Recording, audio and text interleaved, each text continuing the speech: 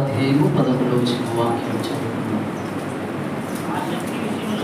ఆసక్తి విషయంలో మాంద్యులు కాక ఆత్మయందు తీవ్రత గలవారై ప్రభువును సేవించుచాలి. ప్రార్థన. పరిశుద్ధుడ మహోన్నతుడ కృప కలిగిన తండ్రి, కృపా సత్య సంపూర్ణ మీకు స్తోత్రములు వందనాలు చెల్లిస్తా ఉంటున్నామునైనా ఈ రాత్రికాల సమయంలో నీ సన్నిధిలో ఈ విధముగా స్తుతించడానికి, ఆరాధించడానికి, గణపరచడానికి మీరు ఇచ్చినటువంటి కృపను బట్టి మీకు స్తోత్రాలు చెల్లిస్తూ ఉంటున్నాము నాయన. మాట్లాడేవాడును నేను కాదు, మాట్లాడే దేవుడు నీవు. అయాదో ప్రభువా, నీ మాటలో జీవం ఉన్నది, నీ మాటలో అయా శక్తి ఉన్నది, బలము ఉన్నది నాయన. మాట ద్వారా సమస్తమును చేసిన తండ్రి, ఇది ఈరోజు వాక్యం ద్వారా నాతో మా అందరితో మీరు మాట్లాడి వాక్యము చేత మమ్మల్ని బలపరిచి స్థిరపరచమని నజరేయుడైన యేసుక్రీస్తు నామములో ఈ ప్రార్థన అడిగి వేడుకుంటున్నాము తండ్రి, ఆమేన్. ముందుగా దేవాతి దేవుడికి మహిమ కలుగునుగాక. హల్లెలూయా, హల్లెలూయా. కూడి వచ్చిన మీ అందరికీ ప్రత్యేకమైన వందనాలు తెలియజేస్తా ఉంటున్నాను. అందరికీ చదువుకున్నటువంటి వాక్య భాగంలో దేవుని బిడ్డలారా, అపోస్తలుడైన పౌలు రోమా సంఘానికి ఈ పత్రికను వ్రాస్తా ఉన్నాడు. 12వ అధ్యాయంలో 11వ వచనంలో అంటాడు, ఆసక్తి విషయంలో మాంద్యులు కాక ఆత్మయందు తీవ్రత గలవారై ప్రభువుని సేవించుడి అని. దేవుని బిడ్డలారా, సంఘ విషయాలలో మనం చూసినట్లయితే సంఘము కదా, ప్రత్యేకంగా మన సంఘాలలో మనం చూసినట్లయితే మన యొక్క భక్తి, లేకపోతే మన ఆసక్తి, మన యొక్క ప్రార్థన జీవితము, మన ఆత్మీయ జీవితం, లేకపోతే మనము భయభక్తులు కలిగి దేవునికి భయభక్తులు కలిగి ఉండే విషయంలో మనము సేవకులను వ్యవహరిస్తూ ఉంటామని నేను మీకు అనేక పర్యాయాలు నేను మీకు తెలియజేశాను. దేవుని బిడ్డలారా, ఈ విషయంలో మనం చూసినట్లయితే ఆసక్తి అనేటువంటిది మనుషుల్ని బట్టి కాదు, సేవకుని బట్టి కాదు, కానీ నీకు ఆ ఆసక్తి లేకపోతే భయభక్తులతో ఉండేటువంటి జీవితంలో ఆసక్తి విషయంలో మాంద్యులు కాక ఆత్మయందు తీవ్రత. ఒకవేళ ఒక సేవకుని బట్టి నీకు ఉద్యోగం కలిగితే, ఒక సేవకుని బట్టి నువ్వు భక్తిగా ఉంటే, ఒక సేవకుని బట్టి నీవు ప్రార్థన జీవితం మారితే, ఒక సేవకుని బట్టి నీవు ప్రభు దగ్గరకు నడిపించబడితే, అది ఆ సేవకునికి నీకు ఎంతో ఘనత. దేవుడు ఆ పనివానికి కదా, పనివాడు జీతానికి పాత్రుడు. నడిపించినందుకు సేవకునికి జీతం ఉంటుంది, వచ్చినందుకు నీకు రక్షణ ఉంటుంది. అయితే నీ రక్షణ జీవితము ఒక సేవకుని దగ్గర ఆగిపోవద్దు. నీ ఆత్మీయ జీవితము ఒక అనుభవంతో విడిచిపెట్టబడదు. మీరు ప్రకటన గ్రంథంలో చూస్తే యోహాను యొక్క ఆత్మీయ జీవితం, లేకపోతే ఆయన యొక్క ఆత్మీయ స్థాయి, ఒక్కొక్క దర్శనాన్ని చూసిన తర్వాత ప్రతి సమయంలో దూతలు అంటున్నారు, ఇక్కడికి ఎక్కిరము. అంటే నువ్వు ఉన్న అనుభవము ఇప్పుడు సరిపోదు, ఇంకా ఉన్నతమైనటువంటి అనుభవాన్ని పొందుకోవాలి. దేవుని బిడ్డలారా, దేవుడు తన ప్రజలను నడిపించడానికి, లేకపోతే తన సంఘాన్ని నడిపించడానికి ఆయన మీరు చూసినట్లయితే ఎఫెసీయులకు రాసిన పత్రిక, అపోస్తలుడైన పౌలు ఎఫెసీయులకు రాసినటువంటి పత్రికలో సేవకులను గురించి మీరు చూస్తే 4వ అధ్యాయంలో 13వ వచనం ఒకసారి చదువుకుందాం. పరిశుద్ధులు సంపూర్ణులగునట్లు క్రీస్తు శరీరము క్షేమాభివృద్ధి చెందుటకును పరిచర్య ధర్మము జరుగుటకును ఆయన కొందరిని అపోస్తలులుగాను, కొందరిని ప్రవక్తలుగాను, కొందరిని సువార్తికులుగాను, కొందరిని కాపరులుగాను, ఉపదేశకులుగాను నియమించెను. చాలని. హల్లెలూయా. దేవుని బిడ్డలారా, ఇక్కడ చెప్పబడిన మాట, పరిశుద్ధులు సంపూర్ణులగునట్లును క్రీస్తు శరీరము క్షేమాభివృద్ధి చెందుటకును పరిచర్య ధర్మము జరిగించడానికి. ఇక్కడ 3 విషయాలు తెలియజేస్తా ఉన్నాడు. పరిశుద్ధులు కదా, సంపూర్ణులు కావడానికి, రెండవది సంఘము క్షేమాభివృద్ధి చెందడానికి, పరిచర్య ధర్మము విస్తరించడానికి లేదా పరిచర్య కొనసాగించడానికి దేవుడు ఏం చేశాడంటే కొంతమందిని అపోస్తలులుగా, ప్రవక్తలుగా, కాపరులుగా, ఉపదేశకులుగా, బోధకులుగా స్వార్థికులుగా ఆయన పిలుచుకున్నాడు. అంటే ఒక్కొక్కరు ఏ సేవకుడు వచ్చినా అందరి సేవకులు ఒకలాగా ఉండరు కదా, అందరి సేవకులు ఒకలాగా ఉండరు. వారి పరిచర్య ఎలా ఉంటుందంటే వివరణ బట్టి కాదు, ఆయన పిలిచిన వారిని బట్టి. అంటే పిలిచినటువంటి దేవుడు కదా, నన్ను ఒక పిలుపుతో పిలిచాడు, ఒకవేళ అపోస్తలుడా లేకపోతే ఒక ప్రవక్త అంటే ఆ పిలుపును బట్టి ఈ సేవకుడు వాడబడతా ఉంటాడు. ఆ పిలుపును బట్టి దేవుడు ఆ సేవకుని లేకపోతే ఆ పరిచారకుని వాడుకుంటూ ఉంటాడు. కాబట్టి అంటే ఏ సేవకుడు కూడా తక్కువ కాదు, ఎక్కువ కాదు, అందరూ సమానమే. అయితే మనం గమనించవలసింది ఏంటంటే, మనం చూసేది మన గురి ఎవరంటే ఈ లోకంలో పిలువబడిన సేవకుడు కాదు. నేను మీకు అనేక సార్లు కొరింథీ సంఘాన్ని గురించి చెప్పాను. వారిలో ఏంటంటే మేము పౌలు వారము, మేము పేతురు వారము, మేము కేఫా వారము, లేకపోతే మేము అపోలో వారం అని చెప్తా ఉన్నాడు. పౌలు ఆ మాటలు వివరిస్తూ అంటాడు, పౌలు ఎవరు కదా, అపోలో ఎవరు? మేము కేవలము ఇదిగో అపోలో నీళ్లు పోసాడు, నేను నాటాను, వృద్ధి కలిగించింది దేవుడిలోనే కదా, దేవుడే కానీ మా వలన ఇది కాదు, మేము చేసింది ఏమీ లేదు అని పౌలు అంటున్నాడు. అంటే ఆసక్తి విషయంలో బాధ్యులు కాక ఆత్మీయ తీవ్రత ఎప్పుడు మనకు వస్తుందంటే మనుషులను చూడకుండా కదా, మనుషులపై ఆధారపడకుండా, మనుషులపై కదా ఆనుకోకుండా మనం దేవుడిని చూసినప్పుడు, దేవుడిపై ఆధారపడినప్పుడు, దేవుడి వైపు మనము నడిచినప్పుడు, దేవుడిపై మన గురి నిలిపినప్పుడు అప్పుడు మాత్రమే మన ఆసక్తి కదా, మనము ఆత్మీయ తీవ్రత కలిగి మనము ప్రభువుని సేవిస్తాము.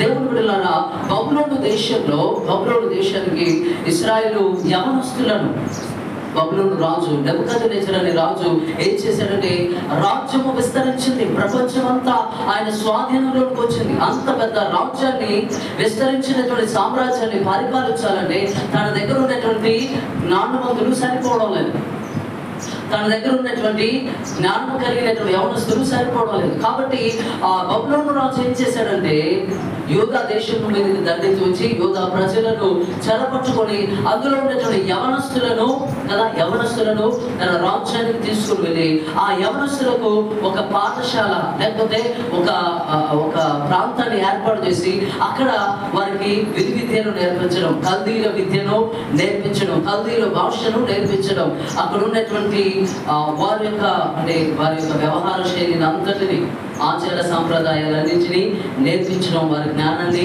పరీక్షించడం, వారికి కావాల్సిన ఆహారాన్ని, ఏ ఆహారం అంటే మనం తినేది కాదు, సాధారణమైన ఆహారము కాదు, ఆయన రాజు కాబట్టి ఆయన భోజనాన్ని, ఆయన తినే భోజనాన్ని, ఆయన పానము చేసే ద్రాక్షరసాన్ని పంపించారు.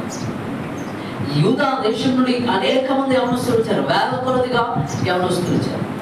వేల కొలదిగా యవనస్తులు వస్తే అందరు కూడా రాజు నియమించిన శాసనానికి, రాజు నియమించినటువంటి కట్టడకు వాడు లోపడి రాజు తినే భోజనం తిన్నారు, రాజు త్రాగేటువంటి ద్రాక్షరసాన్ని తాగారు. ఏంటి భోజనం అంటే మాంసాహారం తినడం తప్ప, ద్రాక్షరసం తాగడం తప్ప కాదు. కానీ అంటే ఎందుకు అది అంటే వారు నిశ్చితమైనదిగా ఇచ్చారు అంటే, రాజు భోజనం, ఇశ్రాయేలీయులకు భోజనం పద్ధతులు వేరే ఉన్నాయి. వారు మాంసం మనకంటే ఎక్కువగా బాగా తింటారు యూదులు. కానీ వాళ్ళు ఏం చేయాలంటే రక్తాన్ని తినకూడదు, ఇంకా ఆ జీవి యొక్క ప్రాణం వేరే జీవి కూడా తెలియకూడదు, అది కోడైనా మేకైనా ఏదైనా సరే. మొజాయిక్ అంటే మోషే నియమం ప్రకారం, మోషే ధర్మశాస్త్ర ప్రకారము వారి దగ్గర ఉండే కత్తులు, ఇప్పుడు ఇజ్రాయెల్ దేశంలోకి వెళ్ళినా అక్కడ రాసుకుంటుంది ఈ మోషే ధర్మశాస్త్ర ప్రకారం ఇక్కడ భోజనం దొరుకుతుంది అని. మీరు కూడా షాప్ దగ్గరికి పోతే అలా తీసింది అడుగుతారు, ఎందుకు? వాళ్ళ ఆచారం అది, వాళ్ళ సాంప్రదాయం అది. వాళ్ళు అంటే అలా చేసిందే తింటారు, ఇంకొకటి తినరు. అంటే బ్రతికి ఉన్న దానిని చంపి తింటారు కానీ చనిపోయిన దాన్ని తినరు. అలాగే మీరు కూడా ఏంటంటే రక్తాన్ని తినకూడదు, విగ్రహాలకు అర్పించింది తినకూడదు, అపవిత్రమైన స్థితిలో. అంటే వారు అన్యుల దేశంలో ఉన్నారు కాబట్టి అన్యులకు మోషే ధర్మశాస్త్రానుసారంగా దానిని చంపడం లేకపోతే దానిని వధించడం వారికి తెలియదు కాబట్టి అది వారికి అపవిత్రమైన ఆహారం కాబట్టి ఈ ఆహారం వలన నేను అపవిత్రపరచబడదు, నేను కదా అపవిత్రుడిగా ఎంచబడుదని ఎంతమంది ఉన్నారు? నలుగురు మాత్రమే. ఎంతమంది యవనస్తులు? కొన్ని వేల మంది వచ్చారు. కొన్ని వేల మంది వచ్చి ఆ రాజు యొక్క సంరక్షణలో ఆ నపుంసకుని యొక్క సంరక్షణలో కొన్ని వేల మంది ఉన్నారు, కానీ ప్రభు కొరకు నిలబడింది నలుగురు మాత్రమే. ప్రభు కొరకు నిలబడింది నలుగురు మాత్రమే. ఎందుకంటే దేవుని బిడ్డలారా, మిగిలిన వారందరూ కూడా రాజుని బట్టో, యాజకుని బట్టో, ప్రధాన యాజకులను బట్టో, ధర్మశాస్త్రోపదేశకులను బట్టో, శాస్త్రులను బట్టో వారు నడిచారు. ఇప్పుడు ధర్మశాస్త్రోపదేశకుడు తింటున్నాడు కాబట్టి నేను తినొచ్చు, ఇప్పుడు ప్రధాన యాజకుడు తింటున్నాడు కాబట్టి నేను తినొచ్చు. అంటే దేవుని బిడ్డలారా, వారు మనుషులను లక్ష్య పెట్టారు. దేవుడు వాక్యం సెలవిస్తా ఉంది, ఏ భేదం లేదు, అందరూ పాపం చేసి దేవుడు అనుగ్రహించు మహిమను కోల్పోయారు. ఎంత ప్రధాన యాజకుడైనా సంవత్సరానికి ఒకసారి మొదట తన కొరకు బలి అర్పించుకొని తన పాపములకు ప్రాయశ్చిత్తం చేసుకుని ఆ రక్తం చేత అతడు కడగబడిన వాడే మరలా ప్రజలందరి పాపముల కొరకు ప్రాయశ్చిత్తార్థ బలి లేకపోతే పాప పరిహారార్థ బలి అర్పించి ఆ రక్తాన్ని తీసుకొని వచ్చి అతి పరిశుద్ధ స్థలంలో సంవత్సరానికి ఒక్కసారి మాత్రమే వచ్చి ఈ కరుణాపీఠం లేదా బలిపీఠం, కరుణాపీఠం లేదా మందసం పైన ఆయన 7 మార్లు ఆ రక్తాన్ని ప్రోక్షించేవాడు. అప్పుడు ఆ రక్తము వలన వారి పాపములు క్షమించబడి. అంటే ఎంత ప్రధాన యాజకుడైనా పాపంలో పుట్టిన వ్యక్తే, పాపంలో పెరిగిన వ్యక్తే, పాపము ద్వారా పట్టబడిన వాడే. అందుకే దావీదు అంటున్నాడు, నా తల్లి నన్ను పాపంలోనే గర్భం ధరించింది అని. అంటే శరీర రీతిగా కాదు, కానీ అందరూ కూడా పాపంలోనే ఉన్నారు, అందరూ కూడా పాప బంధకాలలో ఉన్నారు. కాబట్టి ఇప్పుడు మనం ప్రధాన యాజకుని అనుసరిస్తే పడిపోతాం, ఇప్పుడు ధర్మశాస్త్రోపదేశకుని అనుసరిస్తే పడిపోతాం. మరి మనం ఎవరిని అనుసరించాలంటే ఆత్మదేవుడు, పరిశుద్ధ ఆత్మదేవుడు, లేకపోతే త్రియేక దేవుడు అయినటువంటి మనము ఆరాధించేటువంటి దేవుని యేసుక్రీస్తుని మనం అనుసరించి నడవాలి. ఈ లోకంలో మన ఆసక్తి చల్లారిపోతుంది అంటే కదా, ఇప్పుడు మీరు ఆ నలుగురు యవనస్తులు వారి ఆసక్తి చల్లారిపోలేదు, వారి పరిశుద్ధత చల్లారిపోలేదు, వారి ప్రార్థన జీవితము చల్లారిపోలేదు. వారు ప్రభు కొరకు ప్రత్యేకించబడిన వారుగా, ఏర్పరచబడిన వారుగా, కడగబడిన వారుగా, పరిశుద్ధులుగా. అంటే వారు దేశాన్ని విడిచిపెట్టారు కదా, దేశాన్ని విడిచిపెట్టారు, పుట్టిన ప్రాంతాన్ని విడిచిపెట్టారు, యెరూషలేము మందిరాన్ని విడిచిపెట్టారు, బలులు అర్పించడం మానుకున్నారు. కానీ వారిలో ఉన్నటువంటి ఆత్మయందు తీవ్రత, వారిలో ఉన్నటువంటి భక్తి, వారు నేర్చుకున్నటువంటి ఆత్మీయ జీవితము వారిని కదా ప్రభు వైపునకు నడిపిస్తా ఉంది. ప్రభు వైపు వారిని కదా పరిగెత్తే విధంగా చేస్తా ఉంది. అదే ప్రభువును చూడకుండా కదా కట్టడాల వైపు లేకపోతే మనుషుల వైపు చూసిన వారందరూ కదా అందరూ కూడా వెనకబడిపోయారు, బానిసలుగానే ఉన్నారు. కానీ ఈ నలుగురు మాత్రమే దేవుని కొరకు కదా మమ్మల్ని పిలిచిన దేవుడు. ఎప్పుడు పిలిచాడు? అబ్రహాము గర్భంలో ఉన్నప్పుడే కదా, అబ్రహాములో ఉన్నప్పుడే. అంటే అబ్రహామును పిలిచాడు, అబ్రహాము ద్వారా తన ప్రజలందరినీ ఏర్పాటు చేసుకున్నాడు. ఇంకా ఆది కాలంలోనే ఏర్పాటు చేసుకున్నాడు, తల్లి గర్భంలో పడక ముందే ఏర్పాటు చేసుకున్నాడు, జగత్తు పునాది వేయబడక ముందే ఆయన మనలను ఎన్నుకున్నాడు.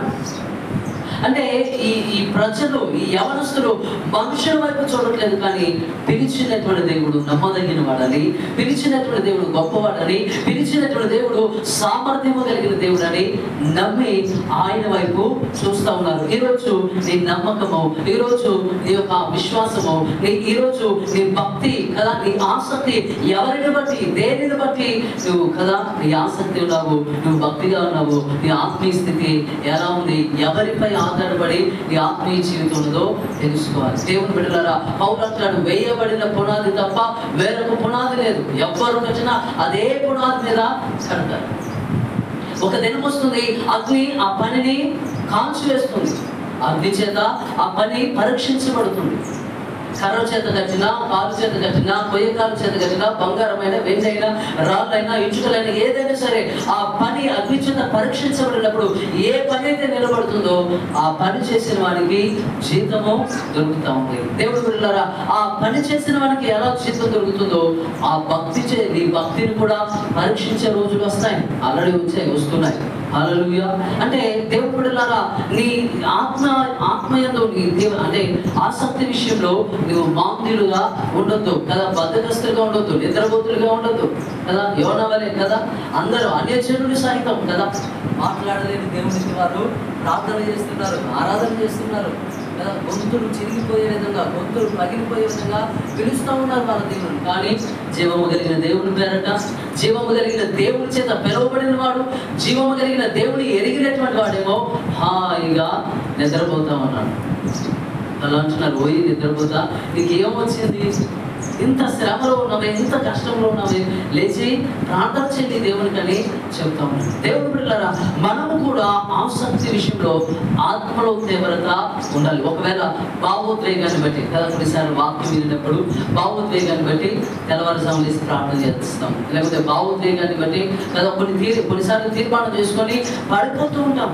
8 గంటలు ప్రార్థన చేయాలి, తెల్లవారుజామున ప్రార్థన చేయాలి, వాగ్దానాన్ని బట్టి ప్రార్థన చేయాలి, పిల్లలను బట్టి ప్రార్థన చేయాలి, భర్తను బట్టి ప్రార్థన చేయాలి, ఫలానా విషయంలో ప్రార్థన చేయాలి. అంటే అది దేనిని బట్టి అంటే వినిన వాక్యమును బట్టో, మనలను ఆత్మీయ హెచ్చరించేటువంటి సహోదరులు లేకపోతే ఎవరి చేతనైనా దేవుడు మాట్లాడి కొంచెం మనలను గద్దిస్తే ఆ గద్దింపును బట్టి కొంచెం లోబడి తర్వాత మరి పడిపోతాం. కానీ అలాంటి జీవితము అవసరం లేదు. కానీ మనం ఎలా ఉండాలంటే ఆత్మయందు తీవ్రత కలిగిన వారమై ఉండాలి. మనుషులను చూసినటువంటి యవనులు పడిపోయారు, మనుషులపై ఆధారపడినటువంటి యవనులు పడిపోయారు. కానీ ఆ బబులోను దేశంలో ఈ 9 యవనస్తులు మాత్రం ఎక్కడా రాజీ పడలేదు.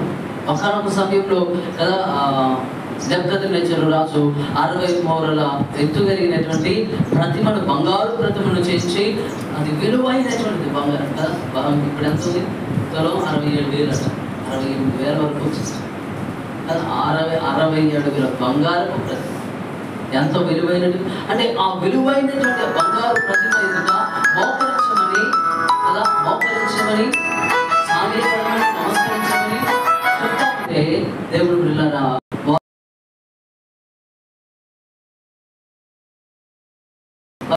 ఎవరు? కేవలం కల్దీలే ఉన్నారా? బబులోను రాజ్యపు ప్రజలు ఉన్నారా? వివిధ రాజ్యముల నుండి వచ్చిన వారు ఉన్నారు. వారందరూ కూడా యూదులు కూడా ఉన్నారు. కానీ యూదులు మాత్రం అనేక యూదులు ఉన్నారు. యూదులు కూడా సాగిలపడ్డారు. దేవుడు బిడ్డలారా, యూదులకు ఉన్నటువంటి ఒక నియమం ఏంటంటే దేవుడికి తప్ప ఇంకొకరికి సాగిలపడరు, ఇంకొకరికి తల వంచరు. యూదులు చనిపోవడానికైనా సిద్ధపడ్డారు. కానీ ఏ నరుడు ఎదుట వారు తల వంచరు. అందుకే మొర్దెకైని హామాను చంపాలనుకున్నాడు. రుచిగా నా స్థితి ఏంటి? నేను ప్రధానమంత్రిని, వీడు నాకు తల వంచి నమస్కారం చేయడానికి ఒక్క కదా తల వంచినందుకు హామాను మొర్దెకైని చంపాలనుకున్నాడు. కానీ సర్వశక్తిమంతుడు కదా, సర్వజ్ఞాన సంపూర్ణుడైనటువంటి ప్రభువు హామానుని తొలగించి ఆ ప్రధాని పోషించాడు. హల్లెలూయా, హల్లెలూయా. దేవుడు బిడ్డలారా, దేవుని విషయంలో, భక్తి విషయంలో, ప్రార్థన విషయంలో, ఆత్మీయత విషయంలో నీకు నేను ఎవరైనా సరే ఆత్మయందు తీవ్రత కలిగి ఉండాలి. యూదులు అందరూ కదా అన్యజనులతో కలిసి ఆ ప్రతిమకు నమస్కారం చేస్తున్నారు. కానీ షడ్రక్ మేషక్ అబేద్నెగోలు మాత్రం నమస్కారం చేయరు. అందరూ మోకరించారు, అందరూ సాష్టాంగపడి ఉన్నారు, 3 మాత్రం నిలబడతా ఉన్నారు. అప్పుడు ఇదంతా మీకు తెలిసినటువంటి కదా, రాజులకు సైతం నెబుకద్నెజరు నీకు ప్రత్యుత్తరం ఇవ్వాలన్నా భయం మాత్రదు. ఎందుకంటే మేము సేవించే దేవుడు, మేము ఆరాధించే దేవుడు, మేము నమ్మినటువంటి దేవుడు, మమ్మలను పిలిచినటువంటి దేవుడు, మేము ఆరాధించే కదా, మేము ఆరాధించే, ఎప్పుడు ఆరాధించే? అప్పుడప్పుడు ఆరాధించే దేవుడు. అంతేనా? దానితో కదా బెల్షస్సర్ అంటున్నాడు, దర్యావేషు అంటున్నాడు, అనుదినము నీవు సేవించుతున్న దేవుడు నిన్ను అప్పగింపగలిగిన, రక్షించగలిగిన. అంటే అనుదినం ఎందుకు ప్రార్థన చేస్తున్నాడు? ఎప్పుడో ఒకసారి చేయొచ్చు కదా, సబ్బాతు దినం, లేకపోతే 7వ దినం, లేకపోతే విశ్రాంతి దినం చేయొచ్చు. అది కాదు యూదుల ఆచారం, లేకపోతే వాళ్ళ యొక్క అలవాటు ఏంటంటే దినములకు 3 సార్లు ప్రార్థన చేస్తారు. ఈ షడ్రక్ మేషక్ అబేద్నెగోలు దేవుడు బిడ్డలారా, అంటే నా దేవుడు అంటున్నారు, ఒకవేళ నువ్వు అగ్నిగుండంలో వేసినా సరే నన్ను రక్షించుటకు, మమ్మల్ని రక్షించుటకు మా దేవుడు సమర్థుడు. ఒకవేళ ఆయన సమర్థుడే, కానీ ఒకవేళ మేము ఈ అగ్నిగుండంలో చనిపోవడం ఆయన చిత్తం అయితే, మేము ఈ అగ్నిగుండంలో చనిపోయి కాల్చబడడం ఆయన ఉద్దేశం అయితే, ఆయన తలంపు అయితే, ఆయన యొక్క ప్రణాళిక మేము చనిపోవడం అయితే, చనిపోవడానికి చనిపోతాం. కానీ నీ ప్రతిమకు మాత్రం మొక్కం నమస్కారం. ఈరోజు ఎంతమంది ఈ నిబంధన కలిగి, లేకపోతే ఈ తీర్మానం కలిగి మనం జీవించగలం? ఎంతమంది దేవుని బిడ్డలారా అంటే చనిపోవడానికైనా సిద్ధపడి కదా, మేము చనిపోవడానైనా చనిపోతాం కానీ నమస్కరింపము, ఇంకొక ఆరాధన కానీ ఇంకొక ఆత్మీయ జీవితం అంటే ఇంకొక ఏమంటారు ఆత్మీయ జీవితంలో నుండి బయటికి నడిపించే కదా, గుడికి కానీ ఎడమకు కానీ నడిపించే ఏ పని కూడా మేము చెయ్యమని ఎంతమంది మనం తీర్మానం తీసుకోగలం? ఎంతమంది దేవుని కొరకు కదా చనిపోవడానికైనా సిద్ధపాటు కలిగి ఉండగలం? దేవుని బిడ్డలారా, సమయం చాలా ఆసనంగా ఉంది. ఆయన ద్వారం దగ్గరే నిలబడి ఉన్నారని వాక్యం సెలవిస్తాం. బాప్తిస్మిచ్చే యోహాను యేసుక్రీస్తు గురించి 2 మాటలు చెప్పాడు. ఒకటేమో, నేను నేలలో మీకు బాప్తిస్మ ఇస్తున్నాను, నా వెనక వచ్చేవాడు నాకంటే గొప్పవాడు, నేను ఆయన చెప్పిన వారు యోగ్యుడను కాను, ఆయన మీకు అగ్నిలోను పరిశుద్ధాత్మలోను బాప్తిస్మ ఇస్తాడని చెప్పాడు. రెండవ మాట ఏంటంటే, ఆయన చేతిలో ఉన్నది ఆయన కళ్ళని బాగుగా శుభ్రం చేసుకుంటాడు. ఆయన కళ్ళని బాగుగా శుభ్రం చేస్తాడు. అది ఆ చేట అధికారులే కావచ్చు, ప్రభుత్వాలే కావచ్చు, ఎవరైనా కావచ్చు.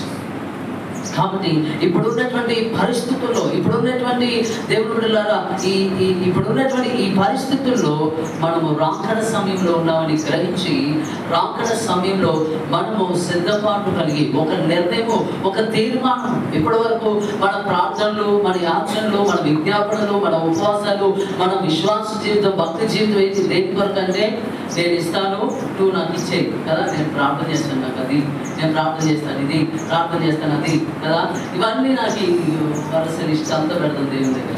ఇది మన భక్తి. కానీ ఇప్పుడు మన ప్రార్థన దేని కొరకండి? నేను ఎత్తబడాలి ప్రభా, నేను నీ 2వ రాకడలో ఉండాలి, నీవు వచ్చినప్పుడు ఇదిగో సజీవులమై నిలిచిండు మనము రెప్పపాటున రూపాంతరపరచమని ఆయనను ఎదుర్కోవడానికి వెళ్తామని వాక్యం చెబుతుంది కదా.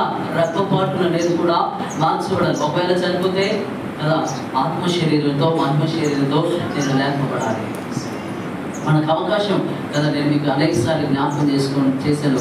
ధనవంతుడికి కదా అవకాశం ఉన్నన్ని రోజులు, బ్రతికినంత కాలం కదా ఏం చేశాడు? హాయిగా ఉదారంగా వస్తాడు, అధికారానికి గుర్తు తిన్నాడు, తాగాడు కదా, నా ప్రాణం తినుము సుఖించమన్నట్లుగా సకల భోగములు అనుభవించాడు కదా, అన్నీ అనుభవించాడు. కానీ ఇప్పుడు నరకంలోకి వెళ్ళాడు, చుక్క నీళ్ళు దొరకట్లేదు. అబ్రహామా, కొంచెం ఒక చెట్టుని వేరుతో ముంచి నీళ్ళు ఇవ్వమని రాజాకు చెప్పాడు. ఆయన అంటున్నాడు, అయ్యా నాకు 5 సహోదరులు ఉన్నారు, దయచేసి నేను వెళ్ళి చెప్తాను, లేకపోతే ఇదిగో లాజరును పంపించండి. అప్పుడు అంటున్నాడు, ఇదిగో మోషేయు ప్రవక్తలను వారితో ఉన్నారు, వాళ్ళ మాట వింటే వాళ్ళు కూడా నీ స్థితిలోకి రాకుండా లాజరులాగా ఉంటారండి. ఆయన అంటున్నాడు, అయ్యా మృతులలో నుండి ఒకరు లేచి వెళ్తే వారు తప్పకుండా మారు మనసు పొందుతారండి. అబ్రహాం అంటున్నాడు, ఇదిగో మోషే మాటలు కదా, వాక్యంలో చెప్పబడిన మాటలు నమ్మని అనగా ఒకడు మృతులలో నుండి లేచి చెప్పినా వారు నమ్మరు, వెళ్ళడానికి వీలు లేదని చెప్తా ఉన్నారు. అంటే మారు మనసు పొందడానికి అవకాశం ఉన్నా కానీ, అంటే మారు మనసు కలిగింది, నేను మార్పు చెందాలనుకున్నాడు కానీ అవకాశం ఏషావు జీవితంలో కూడా అదే జరిగింది కదా. దీవెనలు కావాలి, మంచి మాంసం తీసుకుంటా అంటే వెళ్ళాడు, తెచ్చాడు. ఈలోపు యాకోబు వచ్చాడు, భోజనాలు పెట్టాడు, హాయిగా దీవెనలన్నీ తీసుకుని వెళ్ళిపోయాడు. ఇప్పుడు వచ్చి నాయన తండ్రి, నేనే ఏషావుని మాంసాన్ని తీసుకొచ్చాను, నన్ను దీవించు అంటే, అదేంటి నేను ఇప్పుడే కదా నేను దీవించింది అంటున్నాను. అదేంటి నాన్న, నేను వచ్చింది ఇప్పుడు నన్ను దీవించలేదని. నేను నిశ్చయముగా అతనిని దీవించాను, అతనిని నిన్ను ఏదికగా ఉంచాను. అయ్యా తండ్రి, ఒక్క దీవెన కూడా, అంటే ఒక్కటి కూడా పశ్చాత్తాపంతో ఏడుస్తూ ఉన్నాడు, కన్నీరు పిడుస్తూ ఉన్నాడు, ఒక్క దీవెన కొరకు ప్రార్థన చేస్తూ ఉన్నాడు. పశ్చాత్తాపం వచ్చింది కానీ మారు మనసు పొందే అవకాశం అతనికి లేదు. దేవుని పిల్లల ఈ లోకంలో ఇది ఎంత పోరాడిన కదా. నా స్నేహితుడు ఎప్పుడు అంటాడు, ఆయన మనకు 40 సంవత్సరాలు వచ్చేసరికి ఎంత అంటే అంత సంపాదించి పెట్టాలని వాడి ప్రయత్నం అనుకుంటున్నాడు, ప్రయాసపడతా ఉన్నాడు.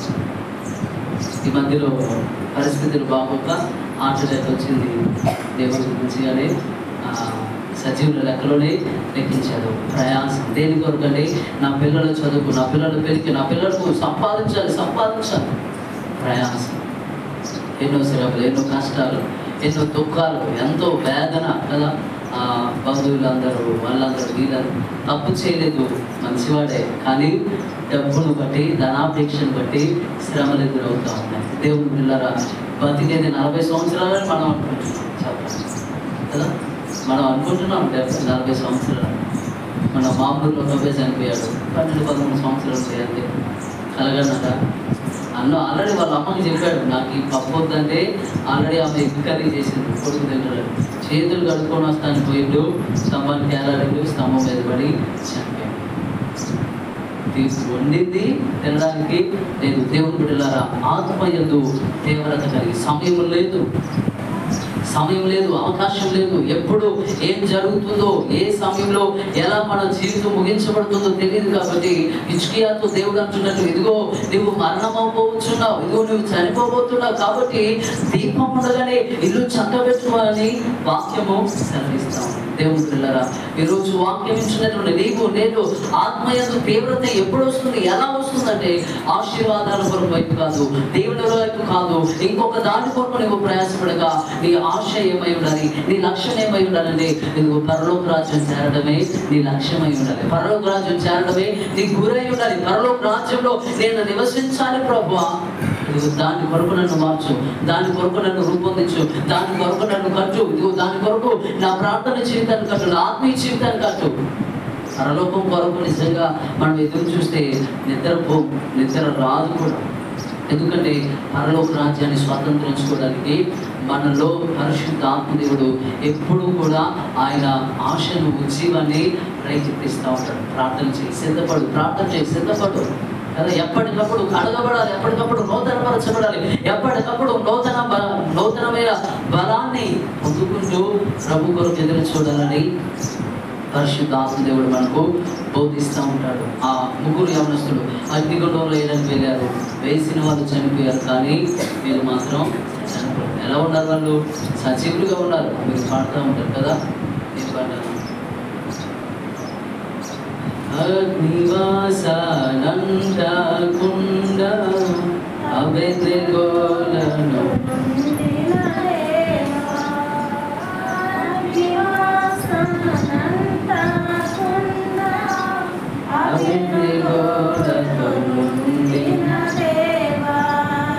దానియేలును సింహపు బోనును ఆదుకొన్న నాదుడ నీవే. దానియేలును సింహపు బోనును ఆదుకొన్న నాదుడ నీవే.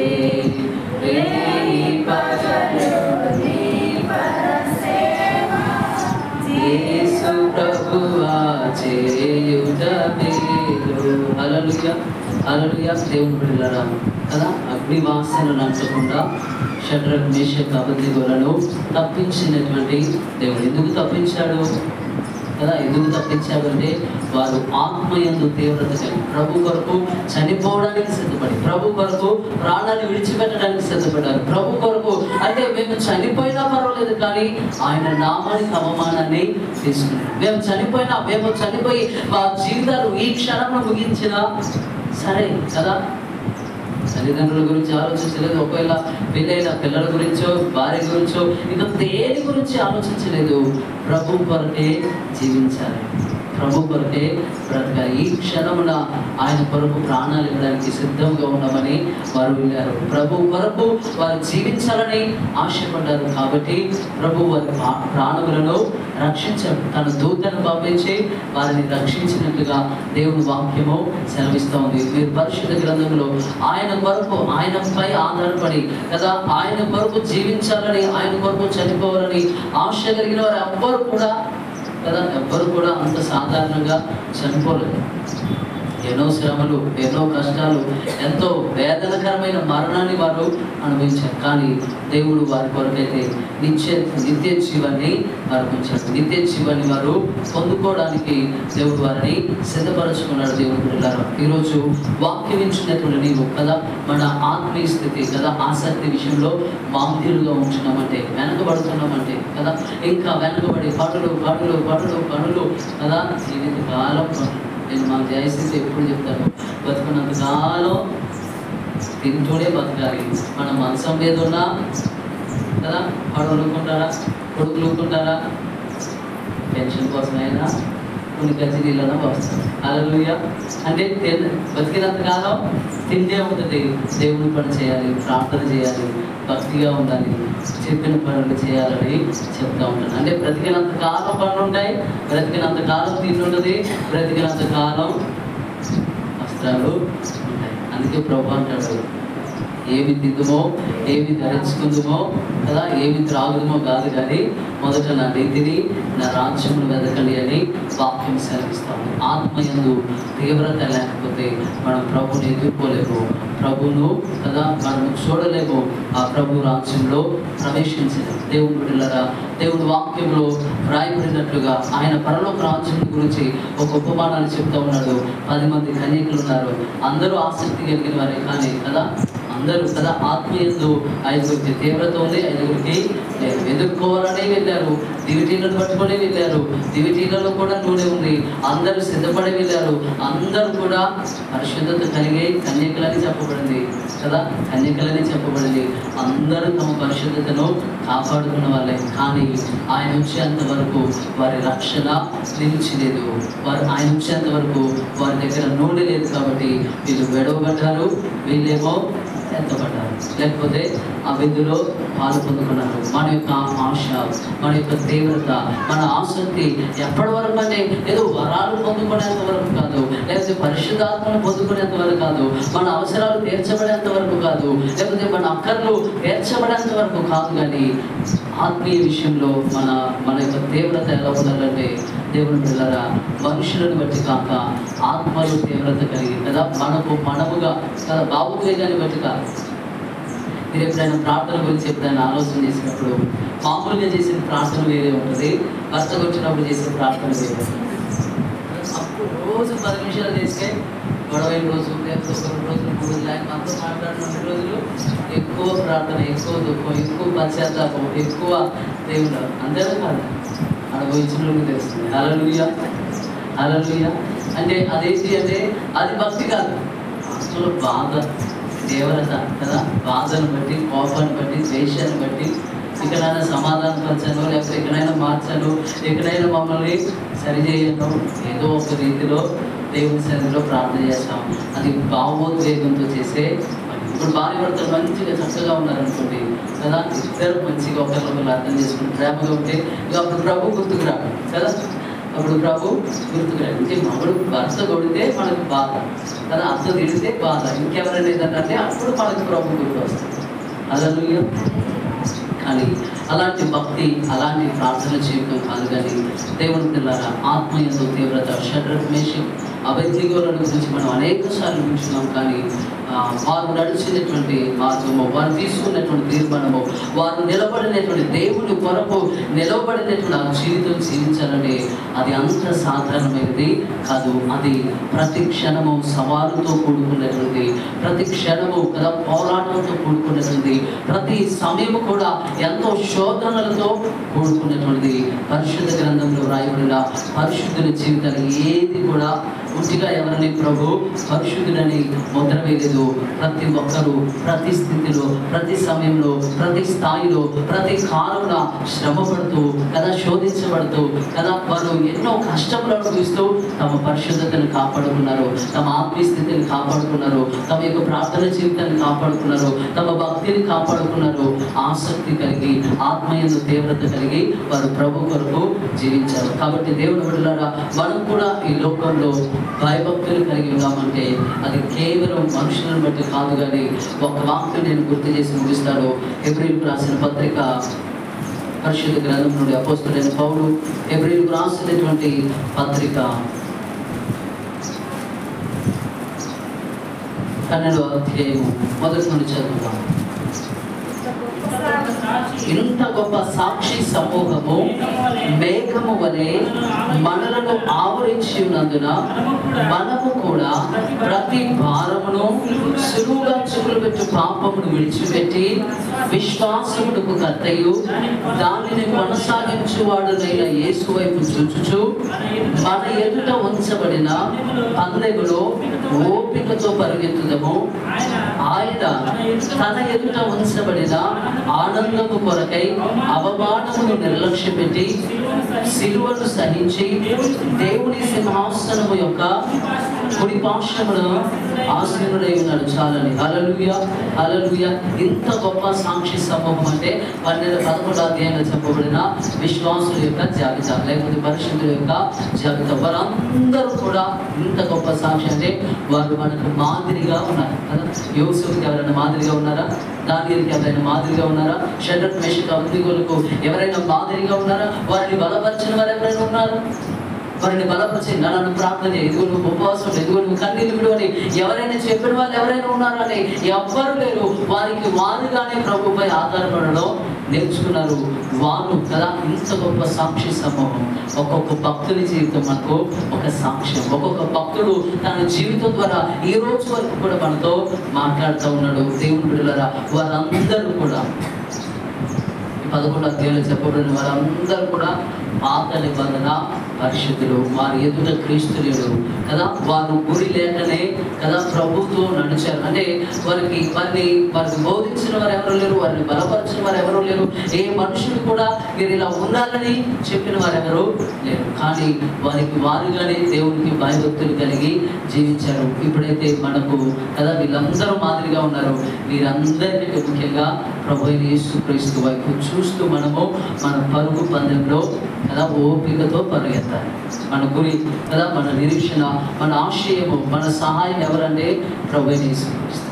ఆయన సహాయం చేయడానికి ఉన్నాడు, ఆయన బలపరచడానికి ఉన్నాడు, ఆయన నీకు విజయాన్ని ఇవ్వడానికి ఉన్నాడు, ఆయన నీ పక్షంగా పోరాడడానికి ఉన్నాడు, ఆయన నీ పక్షంగా విజ్ఞాపన చేయడానికి ఉన్నాడు, ఆయన నీ పక్షంగా శత్రువును జయించడానికి ఉన్నాడు, ఆయన నీ పక్షంగా కార్యములు జరిగించడానికి ఆయన సిద్ధంగా ఉన్నాడు. అయితే నువ్వు మనుషుల వైపు చూస్తే పడిపోతావు, దేవుని వైపు చూస్తే దేవుని కొరకు నిలబడతావు. అపోస్తలులు పరిశుద్ధాత్మ చేత నింపబడక ముందు వారు సముద్రంలో వెళుతున్నప్పుడు యేసు ప్రభు వైపు చూడలేదు. ఎవరి వైపు చూశారు?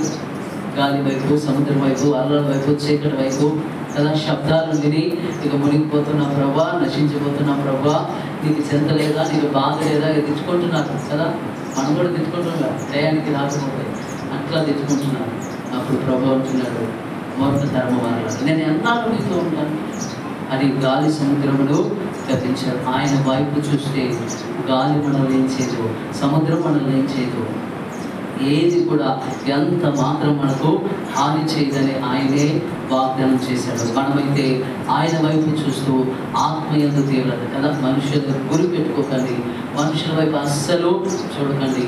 దయచేసి ఏ సేవకుడు మనకు మాదిరిగా ఉంటాడు, ఏ సేవకుని కూడా మనకు మాదిరిగా పెట్టుకోవద్దు. ఆయన ఒక్కడే మాదిరి. ఆయన కంటే బోధించేవారు ఎవరు లేరు, ఆయన కంటే ప్రాక్టికల్గా జీవించి చూపించిన వారు ఎవరు లేరు, ఆయన కంటే మనలను ప్రేమించిన వారు ఎవరు ఉండరు. కాబట్టి దేవుని పిల్లరా, మనము దేవుని వైపు చూస్తూ, యేసుక్రీస్తు వైపు చూస్తూ ఆసక్తి విషయంలో ఆత్మయందు తీవ్రత కలిగి ప్రభువును ఆరాధించుటకు కదా 8 కంటే 9 కల్లా ప్రభు సన్నిధానానికి ప్రార్థనకు వచ్చినట్లు ప్రభువు కదా మీ అందరికీ మనందరికీ కదా టిఫిన్ చేసి టీలు తాగి కదా వచ్చి ఆయన కోసం అనంతపురంలోని ఆడపెట్టి ఇక్కడే వస్తే తాళం ఇచ్చేద్దామని అయ్యగారు వచ్చిన దాకా ఇంటికాడ ఉండి ప్రభువుని సేవించుటకు కదా దేవుడు మనందరికీ తన కృప ఏం చేయాలి అంటే కాదు, ఏదైనా కాకపోయినా రావచ్చు. మొన్న అంటే ముగిస్తానని చెప్పాను కదా, హల్లెలూయా హల్లెలూయా. ఒక మాట చెప్పి ముగిస్తాను.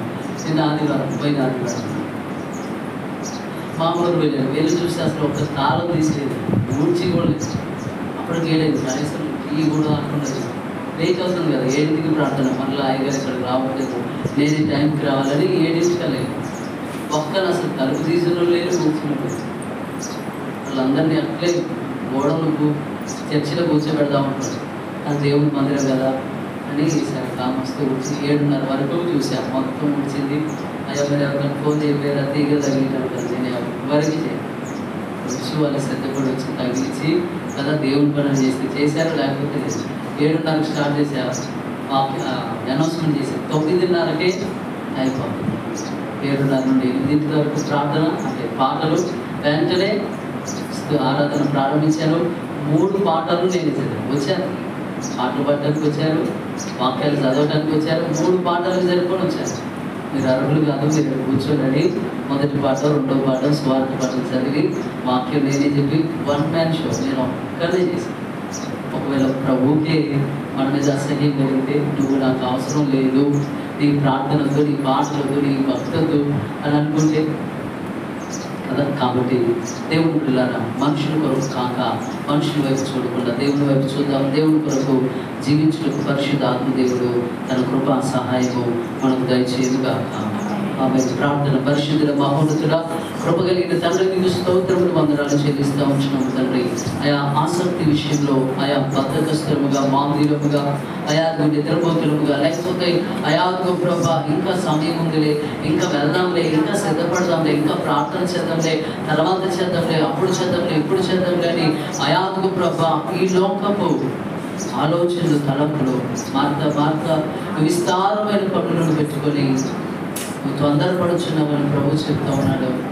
అయ్యా ఒకవేళ ఇక్కడ ఉన్న వాళ్ళు ఎవరైనా ప్రభు ఆదివారం విస్తారమైన పనులు పెట్టుకుంటున్నారేమో, వారితో మీరు మాట్లాడండి. అయ్యా ఆదివారం నిన్ను స్తుతించడానికి, ఆదివారం నిన్ను ఆరాధన చేయడానికి, ఆదివారంలో నీకు కృతజ్ఞత స్తుతులు మా జీవితంలో వారము దినములు కాచి కాపాడి సంరక్షించినటువంటి నీకు కృతజ్ఞత స్తుతులు చెల్లించడానికని జ్ఞాపకం చేసుకొని మాతలాగా కాకుండా మరేలాగా నీ పాదములు చెంద ఇంటి దగ్గర ఆయా సిద్ధపడుతూ ప్రార్థన చేస్తూ వాక్యం ద్వారా నాతో మాట్లాడాలి, పాటలు నేను ఏకీభవించాలి, పాటల ద్వారా నేను సంతోషించాలి, నా ఆత్మ ప్రభువును స్తుతించాలని ప్రార్థనా పూర్వకంగా నీ మందిరానికి వచ్చినట్లు కృప చూపించమని ప్రార్థిస్తున్నాను. ఒకవేళ అపవాది క్రియలు మాలు ఏలుబడి చేస్తుంటే వాటన్నింటి నుండి విడిపించండి అయినా.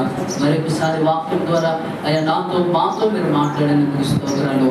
నేనైతే ఎవ్వరికి మాదిరిని కాదు నాయన. ఎదుగు నా మాదిరి, నా కాపురత్వం ఎవ్వరికి అవసరం లేదు తండ్రి. అయ్యా నీవే నాకు కాపరిగా ఉండండి. అయ్యా నీవే మాకు రాజుగా ఉండండి, మా కోటగా ఉండండి, మా పండుగ శైలంగా, దుర్గముగా, ఆశ్చర్యపురముగా మీరుండి పరిశుద్ధ ఆత్మ తండ్రి ఇశ్రాయేలు ప్రజలను పగలు మేఘస్తంభంలో, రాత్రి అగ్నిస్తంభంలో నడిపించినట్టుగా అయా పరలోక రాజ్యములకు నీవు మాకు తోడయుండి అయా నీవే మాతో మాట్లాడుతూ ఏ సేవకుడు వచ్చినా వారి నోటిని బోరగా వాడుకొని నాతో మా అందరితో మాట్లాడుతూ సర్వసత్యములోనికి నడిపించండి, వాక్యమందు ప్రతిష్ఠించండి, ఆత్మీయందు తీవ్రత కలిగిన వారిగా మార్చి ఆయా సంఘములు ఉజ్జీవమును రగిలించి మీరే మహిమ, ఘనత, ప్రభావములు పొందుకోమని నజరేయుడైన యేసుక్రీస్తు నామములో ఈ ప్రార్థన అడిగి వేడుకుంటున్నాము తండ్రి. ఆమేన్.